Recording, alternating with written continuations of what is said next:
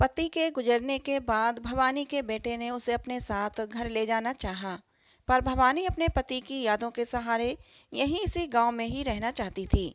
इसलिए उसने बेटे से कहा, अभी नहीं जाऊंगी, 1 साल तक तो यहीं रहने दे, बाद में सोचूंगी। बेटे ने भी सोचा, ठीक है, 1 साल की तो बात है, बीच बीच में आकर देख लूंगा।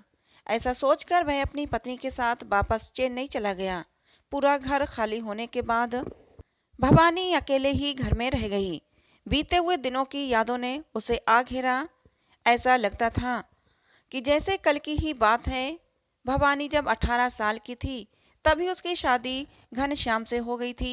एकदम छुई मुई सी बनकर ढेरों सपनों को आंखों में सजाकर ससुराल में कदम रखा था। ससुराल में सब बहुत अच्छे थे। ससुराल में बहुत प्यार मिला था। कभी भी ये महसूस ही नहीं हुआ कि उसने अपना मायका छोड़ दिया है। घनश्याम तो उसे अपनी सखा समझता था। हर छोटी से छोटी बात उसे बताता था, उसका बहुत ध्यान रखता था। दिन पंख लगाकर ऐसे उड़े कि उस उड़ान भरने में सास ससुर पीछे रह गए। वो उन्हें छोड़कर चले गए। भवानी के भी 2 बच्चे हुए। लड़का बड़ा था अमित, और एक प्यारी सी लड़की थी रचना। बच्चे कब बड़े हो गए पता ही नहीं चला। साल महीने गुजर गए, जैसे कि रात सुबह के आते ही छुप गई हो। अमित इंजीनियरिंग की पढ़ाई पूरी करके नौकरी भी करने लगा, और रचना ने बीएससी कर लिया।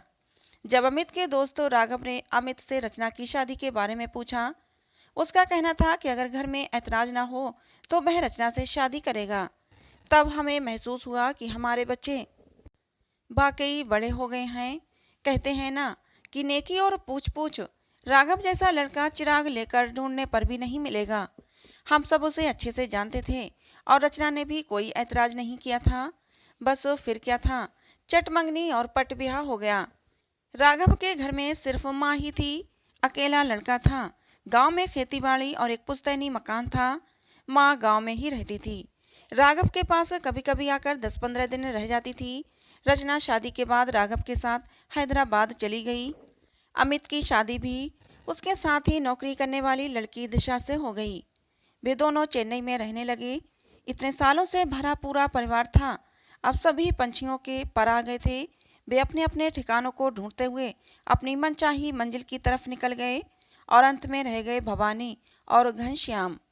पहले तो दोनों को घर काटने के लिए दौड़ता था, परंतु दोनों अपने पुराने दिनों की यादों में जी लिया करते थे। अब उन खट्टी मीठी यादों में उन्हें अपनी मेहनत, मुश्किलें और उनसे उबरने के लिए किए गए संघर्ष याद आते थे। दोनों को कभी जी भरकर बातें करने का समय नहीं मिलता था। आज भी अपनी जिंदगी जी रहे थे, परंतु विधि का विधान कुछ और ही तय कर रहा था।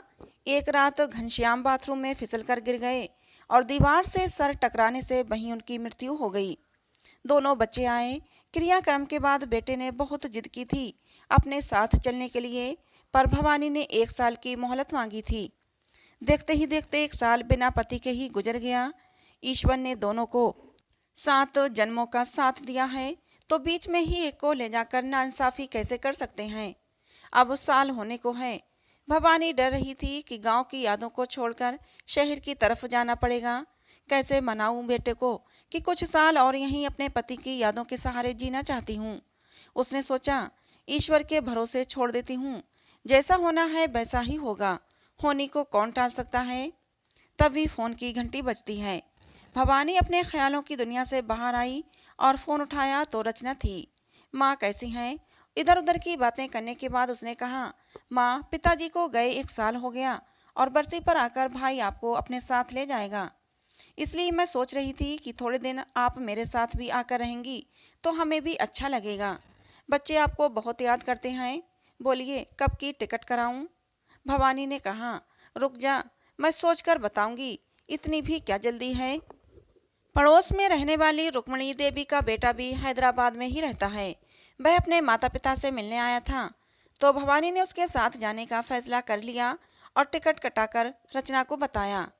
भवानी ने वहां नाती नाते के लिए कुछ नमकीन और मिठाई बनाया और ट्रेन में सवार होकर चली गई। राघव स्टेशन पर लेने आया। घर पहुंचकर रचना और बच्चों को गले लगाया। तभी देखा, रचना की सास सरला भी वहीं थीं। उन्हें नमस्ते किया, हालचाल पूछा।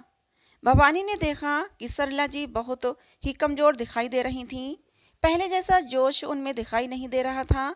बच्चों ने नानी को घेर लिया, उनके लाए हुए सामानों पर टूट पड़े। उनकी तरफ वो हंसते हुए देखा और नहाने चली गईं।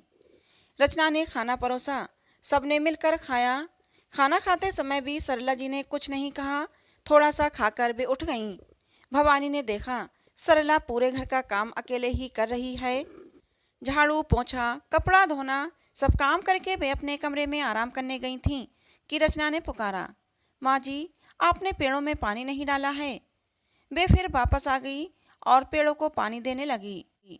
जब भवानी ने रचना से कहा, रचना, तुम्हारे पास इतने नौकर थे, वे सब कहाँ गए? सरला जी क्यों काम कर रही हैं? रचना ने कहा, माँ, आप नहीं जानती, ये इतनी चंट हैं कि बीमारी का बहाना करके यहाँ रहने आ गई हैं। 5 महीने हो गए हैं, अभी भी यहीं हैं। मैं इतने काम अकेले कैसे करती, बोलिए ना। वैसे भी वे मेहमान तो हैं नहीं, यहीं रहने आ गई हैं, फिर मैं अकेले इतने लोगों का काम क्यों करूं? मुझसे नहीं होता। वैसे भी आपको मालूम है, इनकी दवाइयों का खर्चा, फिर खाना, ये सब करते हुए नौकरों की तनख्वाह, ना बाबा ना, मैं इतने पैसे नहीं खर्च कर सकती। इसीलिए मैंने नौकरों की छुट्टी कर दी है। गांव में भी ये अपना काम खुद करती थीं, और पर हाँ, यहाँ थोड़ा ज़्यादा लोगों के लिए काम करना पड़ता है, पर हम सब उनके अपने ही तो हैं। भवानी ने कुछ नहीं कहा। रचना हमेशा माँ से चिपकी रहती थी, इसलिए भवानी को सरला से बात करने का मौका ही नहीं मिलता था। भवानी को आए 5 दिन हो गए थे। रचना ने सुबह सुबह आकर कहा, माँ जी, आज आप दोनों के लिए खाना बनेगा, हम लोगों को बाहर जाना है, आते आते शाम हो जाएगी। आप फिक्र मत कीजिए, सास सब कर लेंगी, आप बस आराम कीजिए। रचना, राघव और बच्चे तैयार होकर चले गए। जाते जाते रचना ने अपनी सास को बहुत सारे काम दिए कि हम नहीं हैं तो आराम मत कीजिएगा, एक्स्ट्रा काम कर लीजिए, और चली गई। भवानी बैठक में बैठी थी। सरला ने खाना बनाया और रचना के बताए काम करने लगी। फिर 1 बजे के करीब भवानी को खाना खाने के लिए बुलाने आई। भवानी ने उन्हें अपने पास बिठाया और कहा, आप कैसी हैं? उनके इतना कहते ही सरला रोने लगी। भवानी ने उन्हें रोकने की कोशिश नहीं की। 10 मिनट रोने के बाद वे संभली और कहा, मैं ठीक हूँ। आपके पास अपना मकान, खेती बाड़ी सब थी ना, फिर आप इनके पास यहाँ? सरला ने बताया कि गांव के मकान को इन लोगों ने बेचकर यहाँ 2 घर दोनों बच्चों के नाम खरीद लिए हैं, और मुझे ये कहकर यहाँ लाए कि इस उम्र में अकेले कहाँ रहेंगी, हमारे साथ रहें। वैसे भी आजकल थोड़ी सुस्ती सी रहती थी, सोचा चलो अपनों के साथ रह लूँगी तो मन को आराम मिलेगा। यहाँ आने के बाद से रचना ने मेरी ये हालत कर दी है। मुझसे कहती है कि काम वाले नहीं आना चाह रहे हैं, इसलिए अपना काम खुद ही करना है। तो कोई बात नहीं, कर दूंगी, पर अकेले नहीं हो पाता है। एक दिन रचना नहीं थी, तब काम वाली पैसे लेने आई थी। उसने मुझे बताया कि आपसे काम करवाने के लिए ही रचना भाभी ने हमें काम से हटा दिया है। आपकी बेटी है, उसकी बुराई आपसे करूं अच्छा नहीं लगता है। वापस भी नहीं जा सकती क्योंकि अब मेरे पास रहने के लिए घर भी नहीं है।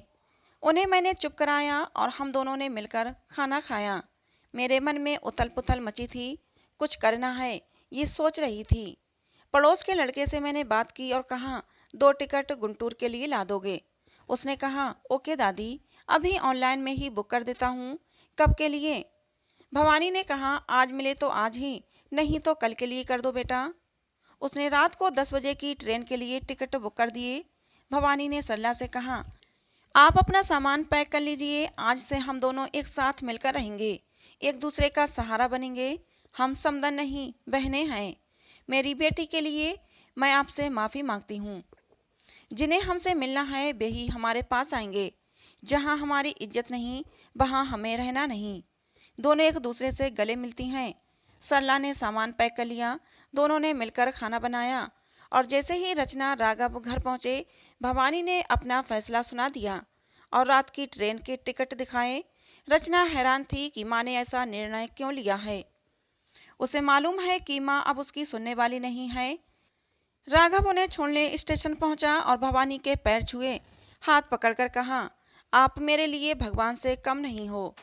मैंने अपनी माँ को तिल तिल कर मरते देखा, पर पत्नी के डर से उनके लिए कुछ नहीं कर सका। रचना मुझे धमकी देती है कि वह आत्महत्या कर लेगी। मैं उससे बहुत प्यार करता हूँ, इसलिए डर जाता था। आपने आज मेरी परेशानी दूर कर दी है। आप ना मत कीजिए, मेरी कसम है, मैं भी आप लोगों के लिए कुछ करना चाहता हूँ। भवानी ने कहा, क्या? हर महीने मैं आपके बैंक में कुछ पैसे भेजूंगा। आप दोनों को जैसे रहना है रहिए, तीर्थ पर जाना है जाइए, पर जरूरत पड़ने पर पैसों का इस्तेमाल करेंगे, ये वादा कीजिए। दोनों ने हंसते हुए कहा, क्यों नहीं, आप हमारे बच्चे हो, आपसे नहीं मांगेंगे तो किससे मांगेंगे। सरला ने और भवानी ने राघव को आशीर्वाद दिया और ट्रेन में बैठ गई। राघव के घर पहुंचते ही रचना ने गाना शुरू किया कि मेरी माँ को आपकी माँ ने ही भड़काया होगा। राघव ने कुछ नहीं कहा। रचना तंग आकर कुड़कुड़ करते हुए सो गई। दूसरे दिन सुबह ही उसने काम वाली बाई, खाना बनाने वाली बाई और गार्डनर को फोन करके बुला लिया। रचना सोच रही थी कि ये माँ को क्या हो गया है। उन्हें तो भाई के पास चेन्नई जाना था, जबरदस्ती मेरी सास को भी अपने साथ ले गई हैं। इन्हें समझना तो मेरे बस की बात नहीं है। वहां पहुंचने के बाद फोन भी नहीं किया है, मैं भी नहीं करूंगी। मैं भी उनकी ही बेटी हूँ, देखती हूँ कब तक मुझसे नाराज रहेंगी। तभी रचना के नाम कोरियर आता है। उसे समझ में नहीं आ रहा था कि उसके नाम किसने कोरियर भेजा है। वह क्या है देखने के लिए खोला तो देखा उसमें एक खत है। जल्दी से खोलकर देखा कि उसे खत लिखने वाला कौन है, और वो भी आज के ज़माने में। खत खोला और पढ़ना शुरू किया। अरे, ये तो माँ का खत है, मुझे मनाने के लिए लिखी हैं। ये सोचकर खुश हो गई और पढ़ने लगी। लिखा था, मेरी प्यारी परी सोच रही होगी ना कि मैं खत क्यों लिख रही हूँ। तुम्हारे घर में सास के प्रति तुम्हारे बर्ताव को देखने के बाद मेरा दिल बहुत दुखी हो गया था। मैंने कभी सपने में भी नहीं सोचा था कि मेरी बेटी बड़ों के साथ इस तरह का व्यवहार कर सकती है। तुमने बचपन से मुझे अपनी दादी के साथ देखा, कभी भी मैंने उनके साथ गलत व्यवहार किया था क्या? और तुमने तो हद कर दी है, सारे नौकरों की छुट्टी करके अपनी माँ समान सास से काम कराया, ये कहते हुए कि 2 वक्त का खाना और दवाइयाँ दे रही हूँ। तुम कमा रही हो ना। उनका बेटा, जिन्हें उन्होंने पति की मृत्यु के बाद बहुत ही मेहनत और मुश्किलें झेलकर पढ़ाया है, वो कमा रहा है। सास का हक है अपने बेटे के पैसों पर, उन्होंने कभी हक नहीं जमाया। अपनी मर्जी से अपने घर में रह रही थीं, उसे भी तुमने बेच दिया और उन्हें अपने ही घर में नौकरानी का दर्जा दिया। तुम छोटी हो पर कोई काम नहीं कर सकती हो, इसलिए घर भर में नौकर रखा। वे तुम्हारी बड़ी हैं, बीमार हैं, पर तुमने घर के नौकरों को हटाया और उनसे घर का सारा काम कराया। एक बार भी तुमने राघव के बारे में नहीं सोचा था कि माँ के लिए उसे कितना दुख होता होगा। मैंने फैसला कर लिया है कि तुम्हारा भाई मुझे अपने साथ उसके घर ले जाने के लिए कहेगा तो नहीं जाऊंगी, क्योंकि मेरे दिए गए संस्कार तुम में हैं। तो तुमने इस तरह का व्यवहार अपनी सास के साथ किया है, तो तुम्हारी भाभी तो दूसरे घर से आई है, तुम्हारी देखा देखी वह भी ऐसा ही करे तो। अच्छा हुआ परी बेटा, तुमने मेरी आंखें समय रहते ही खोल दी हैं। अब मैं मेरे मरने के बाद ही इस घर को बेचूंगी। तुम्हारी सास के समान बच्चों की बातों में नहीं आऊंगी। और एक बात कान खोल कर सुन लो, तुम्हारी सास और मैं एक दूसरे का सहारा बनकर यहीं रहेंगे। तुम्हारी की गई गलती को मुझे ही तो सुधारना पड़ेगा ना। हमें देखने की इच्छा होगी तो तुम लोग यहाँ आ जाना। मुझे लगता है कि शायद मैंने तुम्हें अच्छे संस्कार नहीं दिए हैं। खैर, तुम्हारी माँ भवानी। पत्र पढ़कर रचना की आंखों से पश्चाताप के आंसू बहने लगे, लेकिन पछताने से क्या फ़ायदा। दोस्तों, जब इंसान को दुख मिल चुका हो, दोनों समदन बहनें बन के खुशी खुशी जीवन बिताने लगीं। तो दोस्तों, ये कहानी आपको कैसी लगी कमेंट करके ज़रूर बताइएगा। पसंद आई हो तो प्लीज़ लाइक करें, शेयर करें, चैनल को सब्सक्राइब करें। मिलते हैं दोस्तों किसी नई कहानी में।